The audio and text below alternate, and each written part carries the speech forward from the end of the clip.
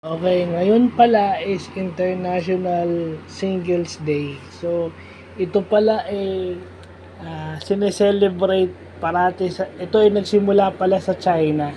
Okay, every November 11 is International Singles Day. Sineselebrate din nila yung araw ng mga walang jowa o walang asawa. Okay?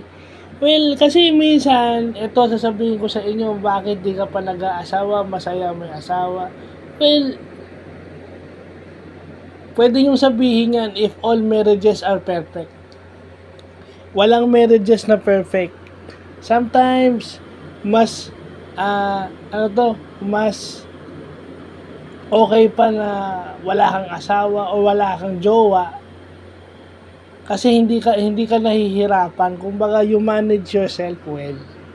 So, pwede nyo sabihin yan kung may mga girlfriends o boyfriends na perfect at may marriages na perfect. Yung kasi yung mali sa mga sinaunang tradisyon na kailangan mag-asawa para may mag-alaga sa'yo, you can never be sure. Dahil pang nagkaanak kayo, nagkapamilya yan, tingnan nyo. Tingnan nyo yung may problema yun, di ba? Sila Carlos Yulo, may problema sa pamilya. Oh. Di ba ang sama naman nung nangyari dun sa nanay at saka sa tatay ni Carlos Yulo? Oh. Hindi rin kayo nakakasigurado na aalagaan kayo ng anak nyo pagka may kayo. Pagka dumating yung oras na matanda kayo. Kasi kung totoo yun, di sana si Carlos Yulo yung prime example, no? Yeah. You can never be sure na aalagaan kayo ng mga anak nyo pagtanda nyo, din may pamilya rin sila. Oh. Kasi nga ang paglingap sa kapwa o yung care is by decision din. Katulad ng love, it's by decision. Kung ayaw nilang alagaan ka, hindi kung ayaw nilang kalingain ka, hindi ka nila kakalingain.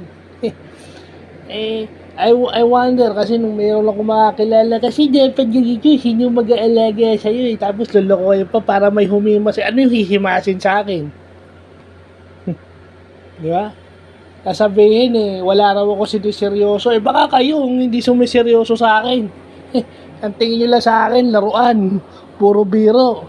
Tatawagin kang the move and the look. Paano ko tatawagin the move? Wala naman akong iginagalaw sa inyo. Oh.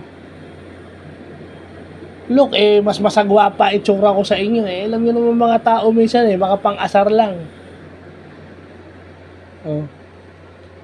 Tapos hindi ka napapansin pag prenaan ka mo, hindi ka papansinin pag nasaktan sila. Pero pag sila nakasakit sa iyo, okay lang. So, sa mga single na katulad ko, Happy International Singles Day. At totoo yun, yung pinost ng GMA News. Alone but not lonely. Kasi sometimes, being alone is the source of your happiness. Yung mga naiinggit kasi, yung mga taong naiinggit, hindi kasi kayang mabuhay ng walang partner dahil lagi nakatingin dun sa romantic. Ang pagmamahal is hindi lang naka-confine dun sa romantic. Kung talagang mahal ka ng isang tao, kahit hindi kayo magjowa, mamahalin ka niyan bilang kaibigan. Kung talaga nagmamalasakit sa yan, kahit hindi mo asawa yan, hindi mo kamag-anak yan, mamahalin ka niyan.